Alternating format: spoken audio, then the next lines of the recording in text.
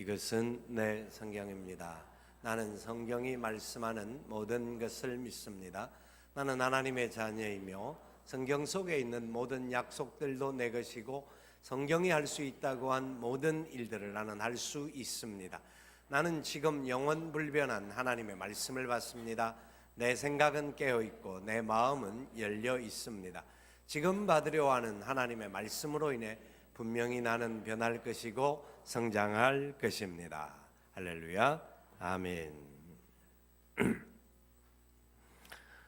성경을 읽다가 보면 어떤 경우에는 잘 이해가 되지 않는 말씀도 있고 또 어느 정도 이해가 되지만 또 어떤 말씀은 설교하기가 참 어려운 그런 말씀들 또한 있습니다.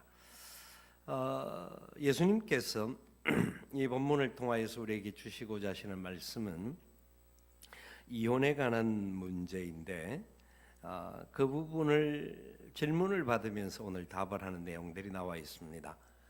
예수님이 이제 사역을 행해가는 중에 또다시 요단강 건너편으로 가서 무리들에게 말씀을 전하는 중이었습니다. 많은 무리들이 예수님 앞에 나왔고 그들에게 말씀을 전례대로 가르치셨다. 예수님은 이 귀한 말씀을 무리들에게 가르치는 것을 기뻐하셨고 그것을 너무나 잘 감당하셨던 분이십니다. 그때에 예수님이 어떤 말씀을 가르치셨는지 정확하게 나와 있지 않습니다만은 바리새인들이 예수님께 나와서 시험하기 위하여서 질문을 하는 겁니다. 예수님께 시험하기 위해서 질문을 하는 내용이 뭐냐? 사람이 아내를 버리는 것이 옳으니까? 사람이 아내를 버리는 것이 옳으니까? 이혼하는 것이 옳습니까? 하는 질문을 합니다. 여기 옳다라고 하는 말은 합법적입니까? 라는 말이기도 합니다. 바리새인이 이 질문을 던진 것은 예수님에 대하여서 뭔가 더 많은 내용을 알고 싶은 내용도 있을 수도 있습니다. 그러나 시험하여라는 것으로 볼 때는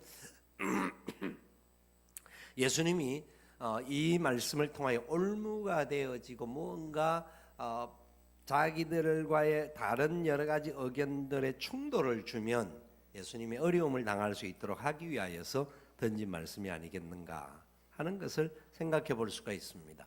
왜냐하면 좀 이따 그 부분을 살펴보기를 원하는데요. 그때 예수님께서는 이 질문에 대하여서 적답을 하지 아니하시고 오히려 질문을 하십니다. 3절에 뭐라고 질문하십니까? 모세가 뭐라고 하더냐?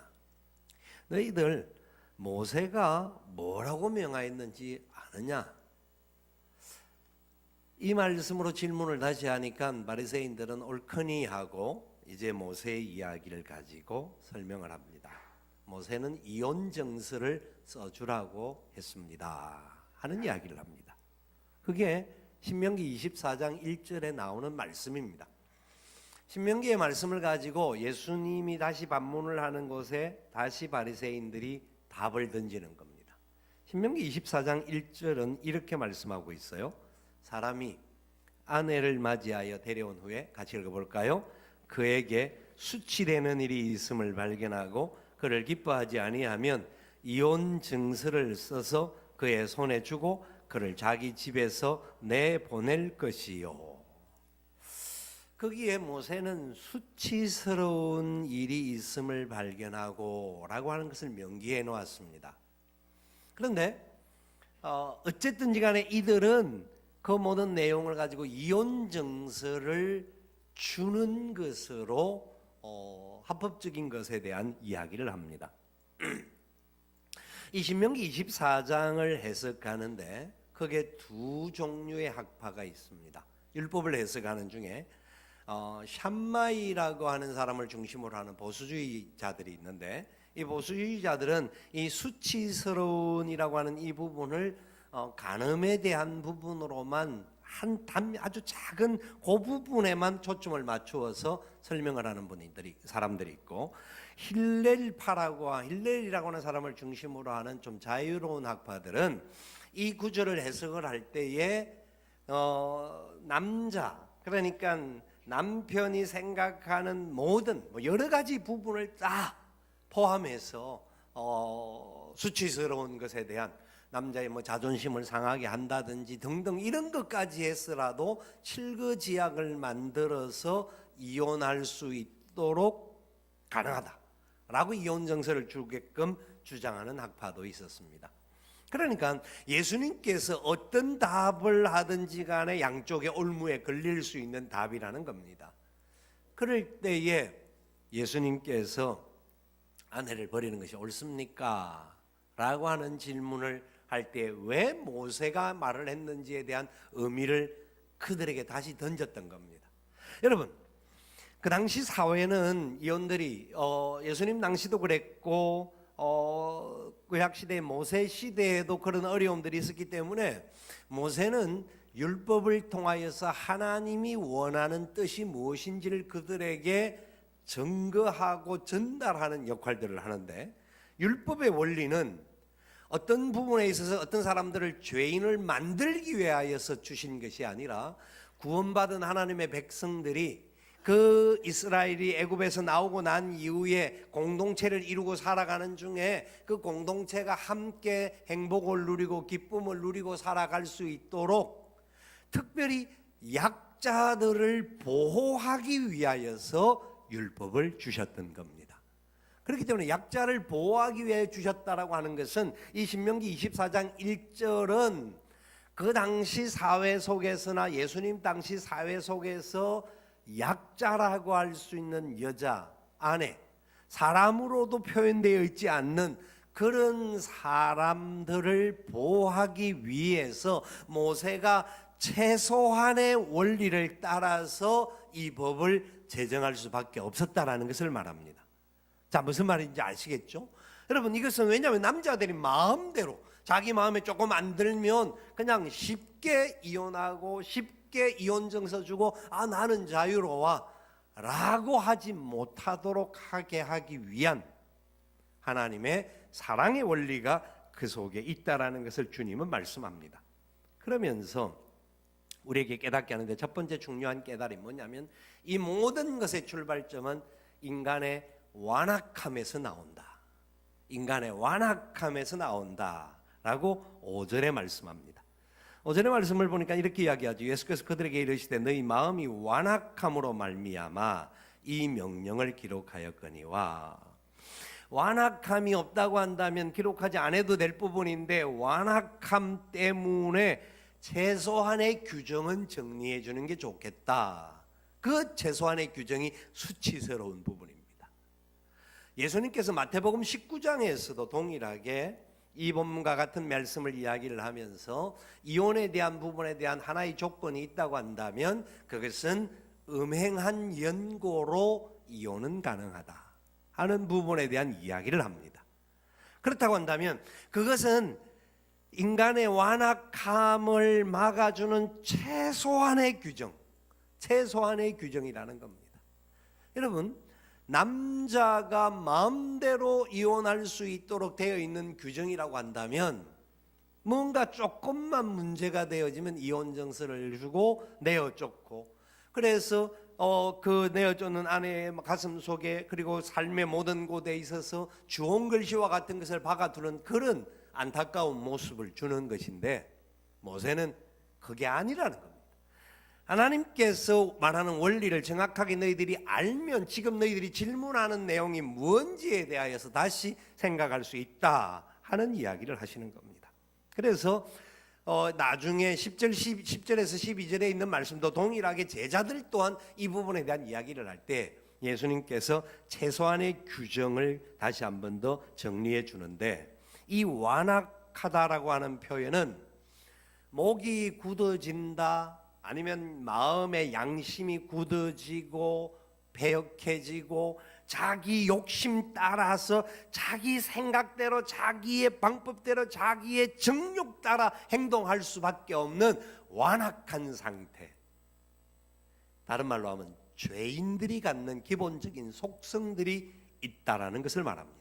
죄인들이 갖는 기본적인 속성이 있으면 파괴적이고 그것을 깨트리고 그 부분에 대한 어려움들을 줄 수밖에 없는 구조가 나타나게 되는 것을 주님은 다시 한 번 더 확인시켜 주고 있습니다. 특별히 주님께서 이 본문의 말씀을 통하여서 이 제자들이 다시 한번 주님 앞에 궁금함을 가지고 10절 이하에서 질문을 하는 내용과 함께 설명할 수밖에 없는 것이, 예수님의 가르침은 그 음행에 관한 문제가 아니고서는 너희들이 다른 말을 가지고 이야기를 무조건 질거지약 걸린다, 뭐를 못했다, 했다, 소방 맞는다라는 그런 이야기, 우리나라에서 있었던 그런 이야기와 같은 내용들이 그들 속에도 너무나 많았기 때문에 인간의 완악함은 그 끝으로 갈 수밖에 없고, 자기 속에는 따라 자기의 욕심 따라 자기의 마음에 조금만 맞지 않으면 그냥 도장 찍어서 보내버리고 마는 이런 일이 생긴다고 하면 가정이 어떻게 존재할 수가 있겠습니까? 그렇기 때문에 주님께서 그들의 마음속에 있는 이 완악함들이 있기 때문에 최소한의 규정을 가지고 허용할 수밖에 없는 부분으로 이야기합니다. 뿐만 아니라 성경에 허용하는 부분들이 하나가 더 나오는데, 고린도전서 7장에 믿지 않는 남편이나 믿지 않는 아내가 믿음을 가지고 있는 남편이나 아내에게 이혼을 요청하면, 진짜 네가 힘들고 어렵고 고통스러우면, 영적인 문제의 갈등을 느낄 정도라고 한다면 이혼을 할 수밖에 없지 않겠느냐 하는 부분으로 허용이 나오는 부분이 있습니다. 그런데 그 부분에 있어서도 그냥 무조건 하라가 아니라, 그러나 믿음의 사람들이 참고 또 인내하고 또 그들을 포용하고 그를 위하여 기도하고 끝까지 견뎌내어서 그렇게 걸어갈 수 있다고 한다면, 그 사람의 영혼을 살려내고 그 사람을 구원시킬 수 있는 은혜의 자리까지 나아가게 할 수 있다 하는 말씀으로 던집니다. 그렇기 때문에 최소한의 규정은 있습니다만은 가능하면 할 수 있는 대로 그 부분을 이겨내야 할 이유가 있다. 그 이유가 있다라는 것을 주님이 말씀하시는데, 중요한 원리가 그 다음 구절에서 나오는 겁니다. 6절부터 9절까지 두 번째 우리가 살펴볼 수 있는 중요한 원리인데, 하나님이 세우신 가정이 얼마나 복된 것인가 하는 것을 보여주는데요. 주님이 그래서 이들이 질문할 때 답을 뭐라고 합니까? 창세기에 있는 말씀을 가지고 답을 합니다.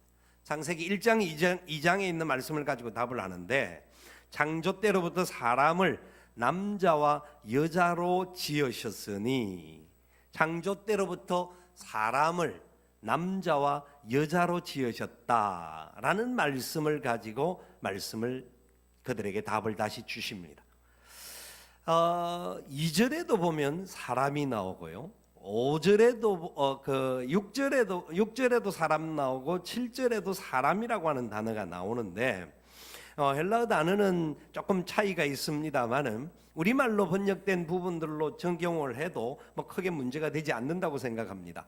신명기에서도 동일하게 그 사람에 대한 이야기를 할 때에 사람이 아내를 맞이하여라고 이야기를 했죠. 사람이 아내를 맞이한다라고 하는 말은 사람이 누구를 말하죠? 누구겠어요? 그 사람이 남편이에요. 남편. 그 사람이 다른 남자가 아니고 남편을 말하는 겁니다. 사람이 아내를 맞이하여.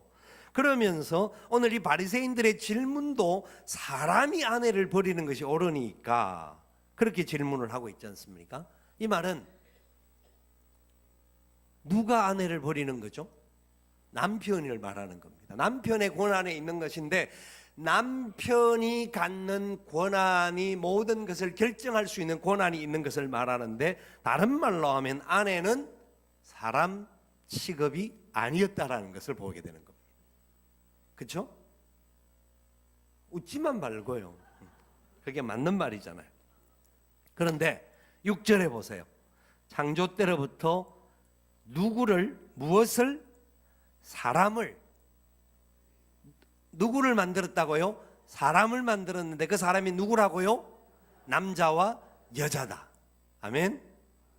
여자도 사람이라는 겁니다. 아멘. 너무 중요한 부분이지 않겠습니까? 남자만 사람이 아니고 하나님의 원리에는 여자도 사람이라는 거예요. 진짜 이거는 너무 중요한 부분이에요. 저는 그냥 이 구절 한 구절만 봐도 하나님의 마음이 뭔지를 알 수가 있는 거죠. 그 당시 법적인 거나 사회적인 제도적인 부분에 있어서는 여자는 남자의 종속된 존재였어요. 그래서 마음껏 할 수가 있고, 그리고 이혼도 마음껏 할 수 있는 부분이 사람으로 취급을 못 받으니까 그런 거예요.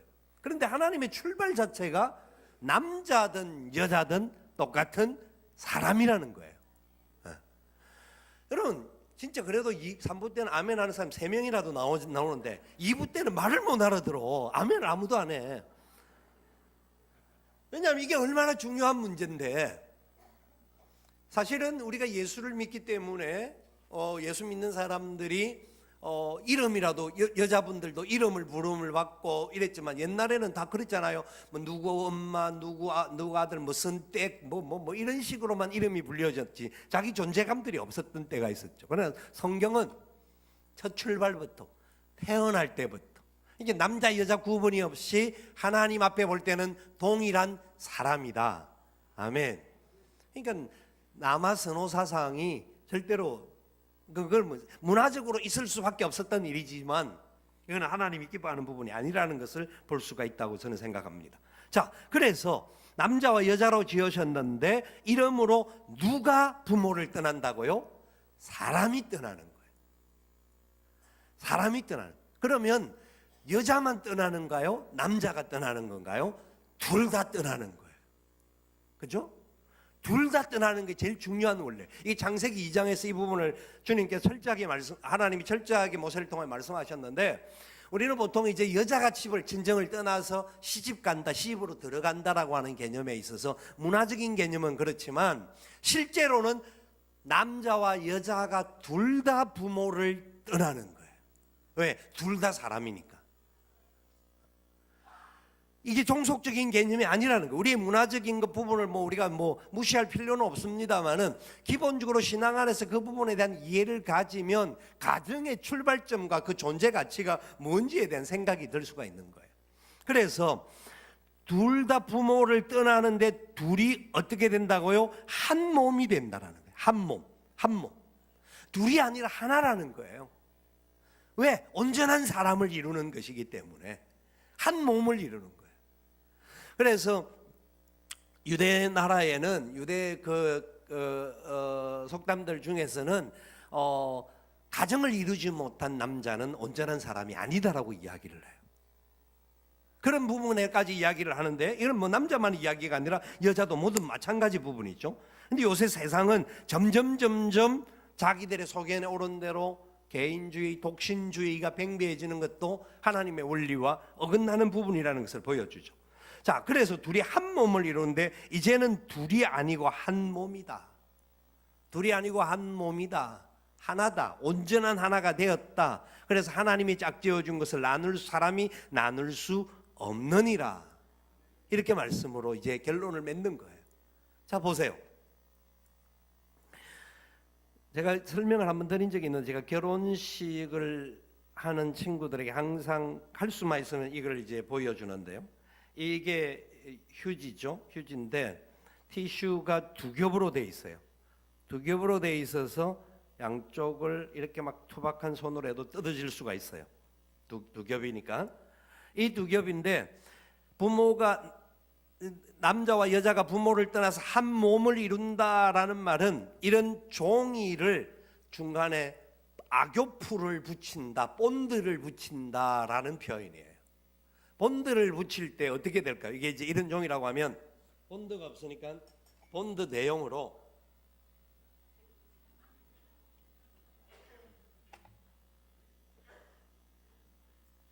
여기 물을 뿌렸는데, 지금 이 종이를 두 장을 본래의 모양으로 뜯어낼 수가 있을까요?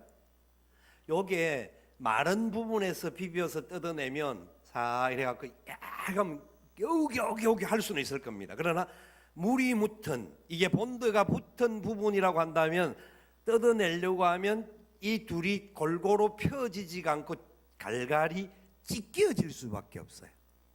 그렇죠? 그러니까 주님께서 둘이 하나라고 하는 온전한 하나에 대한 부분을 설명을 하시고, 온전한 하나가 된 것을 주님의 뜻 가운데서 나눌 수가 주님의 뜻이기 때문에 나눌 수가 없다라는 것을 강조하고 있는 거죠. 그런데 사람의 완악함과 이기심 때문에 나누는 것은 잘못이다. 잘못된 것이다. 그러나 진짜 어떤 영적인 문제, 음란의 문제, 이런 부분이 있을 때에 헤어짐이 있다고 한다라는 것을, 그것은 너희들의 소견에 따라서 행동해도 어쩔 수 없지 않느냐 하는 이야기를 하는 겁니다. 여러분, 매를 맞고 사는 남편, 매를 맞고 사는 아내가 있다라는 이야기를 우리는 종종 듣습니다. 그런 사람들이 이혼을 한다고 하면 어떻게 될까요? 그게 무조건 잘못이다라고 말할 수 있을까요? 매를 때린다라고 한다면 얼마나 폭력적이라는 것은 그 폭력적인 속에는 영적인 비폐함과 곤고함이 분명히 있습니다. 음란에 대한 문제를 다른 각도에서 이야기할 때 주님은 어디까지 음란이라고 이야기했습니까? 주님은 음란을 대한 부분에 대해서 음행하는 부분까지는 허용을 했는데, 음행하는 부분에 허용한 것으로 보면 주님이 어디로 음행까지를 했냐면 여자를 보고 생각하는 것도 음행이라고 말씀했습니다. 그러면 다 이혼 사유가 되는 거죠. 이혼 그래도 저 사람은 저도 안 할지만 안 할 거예요. 그런 부분까지 생각하면 우리는 진짜 이혼이 어디까지 이혼되어질 수 있는 부분이 너무나 많아요. 주님의 말씀의 원리를 따라서 간다 할지라도. 그러나 주님께서는 이혼을 허용해 주심이 그냥 무조건 이혼하라는 개념이 아니라 그 부분에 대하여서 진짜 너희들이 한 몸 된 부분이 하나님이 주신 은혜의 역사가 무엇인지, 접합된 부분이 무엇인지를 제대로 알게 되면 그 부분에, 그러니까 즉 완악함이 사라지고, 우리가 인간의 욕심 따라 자기 소견의 오름 따라서 행동하고 잘못하는 것들은 결국 인간의 죄성인 완악함에서부터 온다라는 것이죠. 이 완악함에서 오는 문제에 대하여서 사실 그런 부분에 따라서 잘못되어질 수 있는 부분들이 있기 때문에 어쩌면 고통당하고 어려움을 만나는 사람들, 이혼의 사유가 지금 여러 가지 부분에 있을 수 있는 것을 가지고 우리가 어떻게 말하기가 쉽지 않는 그런 모습이죠. 말하기가 쉽지 않는 부분이라고 저는 생각이 들어요. 너무너무 힘든 부분이 있을 수 있다라고 생각이 드는데, 그런데 중요한 것은 그 부분에 대한 원리가 중요한 것이 아니라 진정한 가정으로 세움을 받은 사람들이 여러 가지 이 완악함을 없애버리면, 완악함이 떨어져 나가고 없어지게 되어지면 참된 은혜 가운데서 행복하고 아름다운 가정을 세울 수밖에 없게 된다라는 것을 주님이 말씀하고 있지 않느냐라고 믿어지게 돼요. 그럼 어떻게 하면 이 완악함을 없앨 수가 있을까요? 어떻게 하면 자기중심적이고 자기 잘못된 욕심들을 끊어내고 진짜 바로된 삶의 자리로 나아갈 수가 있을까요? 왜냐하면 주님이 세우신 가정은 그 자체가 얼마나 아름답고 복된 원리인 것을 말하는데, 그 부분에 대한 완성된 부분을 저는 에베소서 5장에서 살펴볼 수 있다고 봅니다. 수없이 말씀을 드렸지만 다시 살펴보면 이렇습니다. 에베소서 5장 15절 이하에서 이렇게 말씀이 시작됩니다. 그런즉 너희가 어떻게 행할지를 자세히 주의하여 지혜 없는 자같이 하지 말고 오직 지혜 있는 자같이 하여, 18절 말씀, 술 취하지 말라. 이는 방탕한 것이니 오직 성령으로 충만함을 받으라. 성령으로 충만함을 받으라. 그리고 20절 21절, 범사에 우리 주 예수 그리스도의 이름으로 항상 아버지 하나님께 감사하며 그리스도를 경외함으로 피차 복종하라. 피차 복종하라. 남자와 여자가 서로, 그리고 모든 사람들이 서로 피차 복종하라고 말씀을 하시면서 5장 22절을 말씀해요. 5장 22절부터 33절까지가 무슨 말씀이라고요? 무슨 말씀이죠? 제가 아마 골백번까지는 안 돼도 제법 많이 이 5장 22절부터 33절까지 말씀을 했어요. 뭐라고요? 부부가 어떤 모습으로 살아야 할 것인지에 대해서 성령 충만할 때 나타나는 현상을 5장 22절부터 33절까지 나온다 이야기를 드렸죠.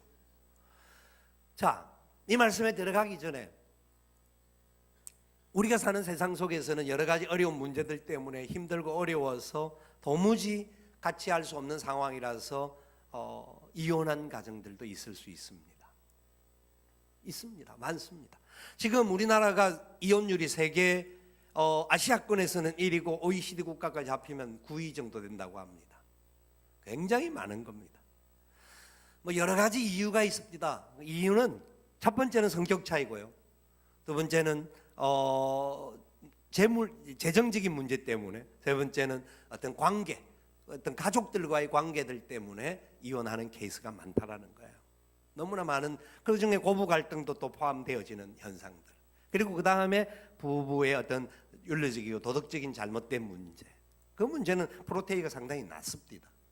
그런데 사람들이 그런 부분에 대해서 이혼을 하게 되는데 다른 나라도 원인이 뭔가를 찾아보니까 거의 비슷해요. 원인이 비슷한데 우리나라는 이혼율이 높아요. 이유가 뭐냐?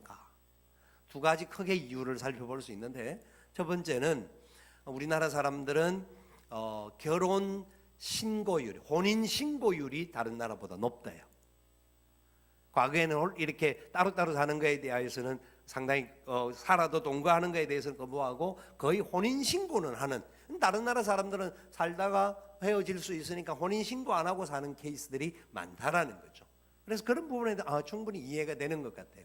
그런데 또 한 가지 이유가 있는데, 그것은 우리가 가지고 있는 유교적인 사상들, 봉건적인 사상들 때문에, 가부장적인 생각들 때문에 지금 여건들이 신장되어지고 여자들이 사회적인 활동을 하고 이런저런 부분들이 이루어지는 것에 대하여서 다른 생각들 때문에 거부 반응이 생겨지고 갈등이 생겨져서 서로가 멀어지게 되는, 인격들이라든지 삶의 자리들이 성숙하지 못해서 나타나는 그런 결과들로 인하여서 이혼율이 높다라는 이야기를 합니다.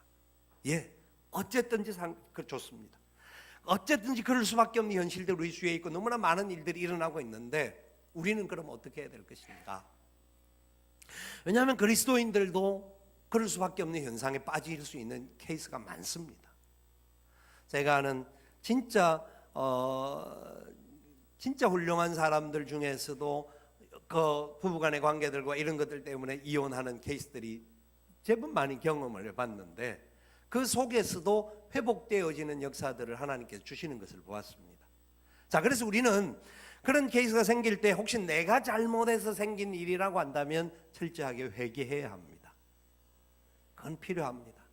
이것도 하나의 잘못이고 죄이기 때문에 회개의 과정이 필요한 거죠. 그러고 나서 하나님의 은혜를 다시 구해야 하면 하나님께서, 우리가 그 죄만 짓는 게 아니라 수많은 죄를 지을 때마다 하나님 앞에 회개할 때 하나님 용서하시는 은혜가 있었다라는 것을 믿어야 되는 겁니다. 그래서 회개하는 마음으로 새 마음들을 가지고 가야 합니다. 혹시 내가 잘못하지 않은데도 억울함을 당하고 어려워서 고통을 당하는 케이스가 있다고 할지라도 그 케이스에서도 우리가 이미 그렇게 된 상황이라고 하면 용서할 수 있는 아량을 달라고 기도해야 내가 승리할 수가 있습니다. 이미 헤어진 상황에서라도 그를 용서해 주는 마음이 내 마음으로만이라도 선포되어질 때에 가능하다는 겁니다. 그런데 죄에 대한 회개나 용서나 건강한 가정을 꾸미는 모든 것에 있어서의 그 일을 해결해 주시고 힘을 주시고 은혜를 주시는 분이 바로 성령님이십니다. 성령님이 아니면 우리 힘으로는 사랑하고 우리 힘으로 용서하고 어느 순간 이상 할 수가 없습니다. 그래서 이 모든 부분에 있어서 우리를 온전하게 가정을 세우기 위해서는 결국 성령 충만이 전제되어져야 합니다. 그때 일반적인 상황 속에서 아내들이 남편에게 복종할 수가 있습니다. 이 복종이라는 말 자체가 좋지 않는 말입니다. 그런데 에베소서 5장 22절에 아내들이여 자기 남편에게 복종하기를 주께 하듯 하라. 예수님께 복종하듯이 아내들은 남편에게 복종하라는 겁니다. 내 남편이 예수님이라고 하면 복종을 하겠지만 저 인간에게 내가 복종을 꼭 해야 되냐 하는 마음이 들 수가 있습니다. 왜? 남편이 완전하지 못한 사람이고 문제가 있고 또 여러 가지 어려움을 던질 수 있는 사람이 있습니다. 그런데 그 사람의 상태가 아니라 내가 성령 충만하면 내가 하나님의 말씀을 준행할 수 있게 되는 겁니다. 우리가 먼저 성령 충만하셔야 합니다. 그래서 남편들이 아니라 자기 남편에게 복종하시기를 바랍니다. 남의 남편이 아니고 자기 남편에게 복종하십시오. 네. 그렇게 하시면 됩니다. 어렵지만 성령님이 함께 하시면 가능합니다. 이 부분에 대해서 그래도 3부 예배는 아멘이 많고 은혜가 많은 것 같아요. 남편들이 아멘 안 하는 거 보면 천만다행입니다. 그런데 남편들에게 뭐라고 합니까? 아내를 사랑하되 내 몸같이 사랑하라 정도가 아니라 예수님이 교회를 위하여 죽어 주신 것과 같이 사랑하라는 겁니다. 여자들이 아멘 할 게 아니라니까. 이거 보면 남편들이 아멘 해야 되는 거예요. 남편들에게 할 말이에요. 자기 아내를 사랑하기를 그리스도께서 교회를 사랑하듯이 생명을 다하여 죽기까지 사랑한다라는 게 쉬운 일이 아니거든요. 어떻게 그게 가능하겠습니까? 내 힘으로 안 가능하죠.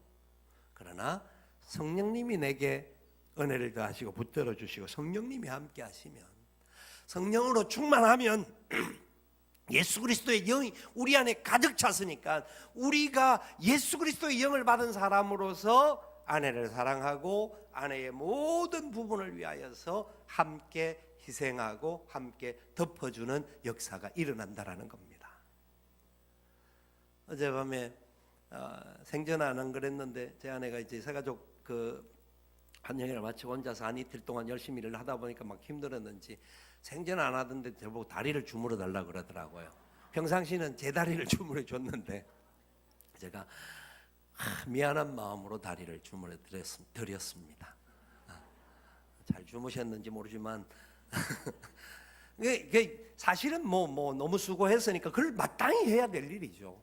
근데 진짜 아팠던가 봐요. 그래서 너무너무 다리가 아프니까 주물어 달라고 그랬는데 많이는 못했습니다. 우리 권사님들 야단치지 마십시오.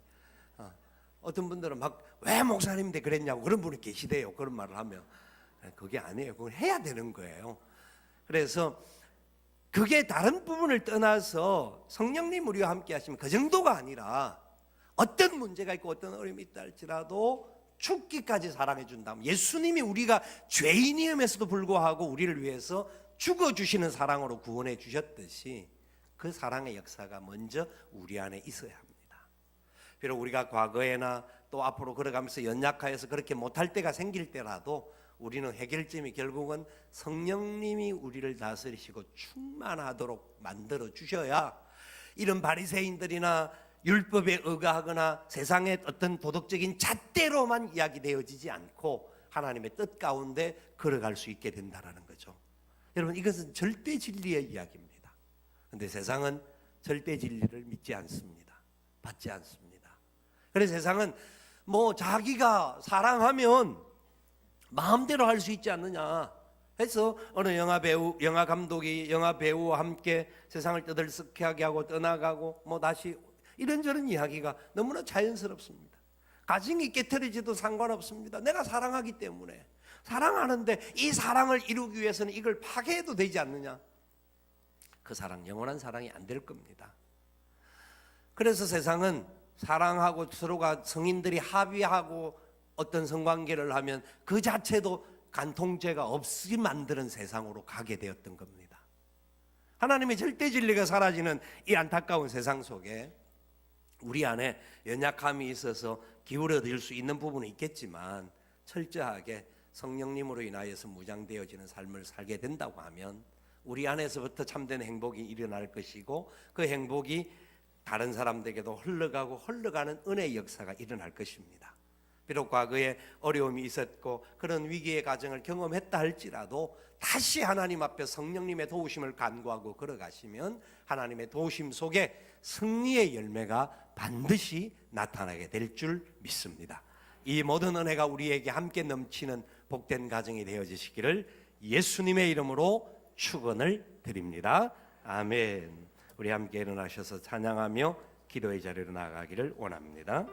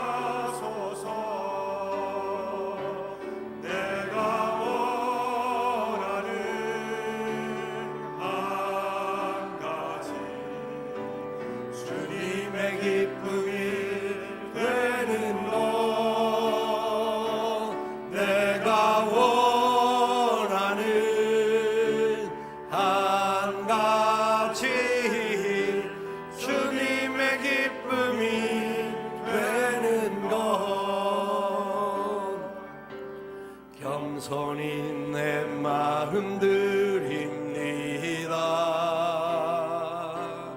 나의 모든 것 받으소서. 나의 맘 깨끗게 씻어주사 주의 길로 행하게 하소서.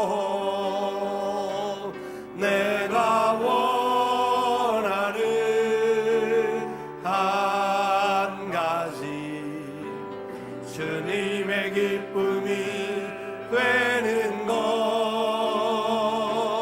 내가 원하는 한 가지 주님의 기쁨이 되는 것. 내가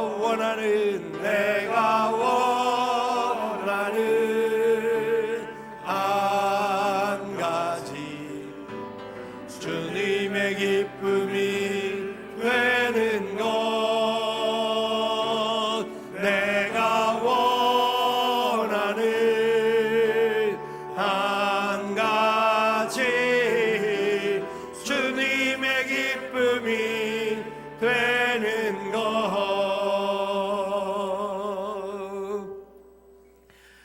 우리 안에 주님의 주시는 참된 기쁨이 넘쳐날 수 있도록 은혜를 더해달라고 기도하면 좋겠습니다. 그런데 우리에게는 완악함이 누구에게나 있습니다. 이 완악함 때문에 내 소견에 오른 대로 내 욕심 따라 내 정욕 따라 행동할 때가 많습니다. 하나님, 완악함을 성령님으로 녹여주시고 우리의 심령이 성령님이 주시는 은혜의 마음, 새 뜻이 일어나는 복된 삶이 되게 하여 주옵소서. 그래서 우리가 가는 곳마다 이 사랑이 아름답게 전해지는 새로운 역사가 일어나게 도와 주시옵소서.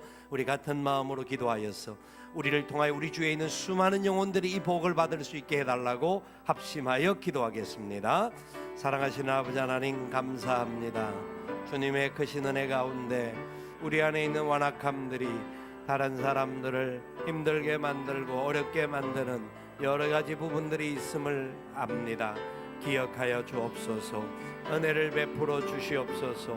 주의 영광이 나타나기에 부족함이 없도록 은혜 위에 은혜를 더하여 주시옵소서.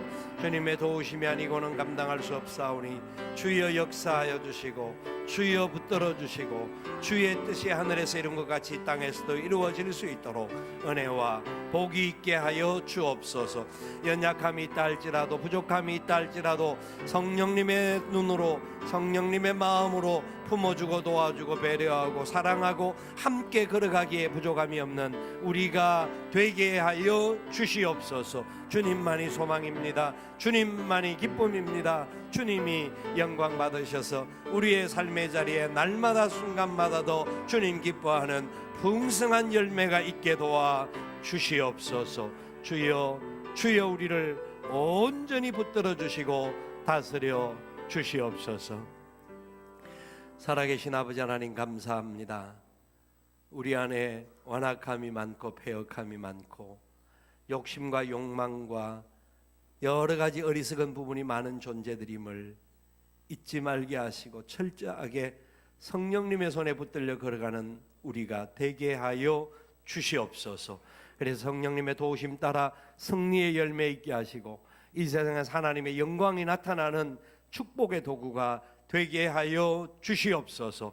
혹시라도 우리에게 있는 잘못이 있다고 한다면, 죄가 있다고 한다면 성령 하나님 회개의 영을 부어주시고 깨닫게 해주시고 새롭게 하여 주셔서 우리의 삶이 새로운 기쁨의 자리로 나아가는 은혜가 있게 도와 주시옵소서. 억울하고 힘들고 고통의 자리가 있다 할지라도 주님 붙잡아 주시고 위로하여 주시고 우리가 그런 사람들을 비방하거나 손가락질하지 않고 주님 영광 중에 위로하고 성령님의 마음으로 함께 품어주는 은혜가 있게 도와 주시옵소서. 주 안에 승리하는 우리 모두 되게 도와주시기를 간절히 빌고 소원하옵고, 지금은 우리 구주 예수님의 크신 은혜와 하나님 아버지의 무한하옵신 사랑하심과 성령님의 교통 위로 인도 충만하옵신 역사가 주의 크신 은혜의 장중에 붙들림을 받고 믿음으로 선한 역사 이루며 아름답게 하나님의 뜻을 나타내며 살아가기를 소원하는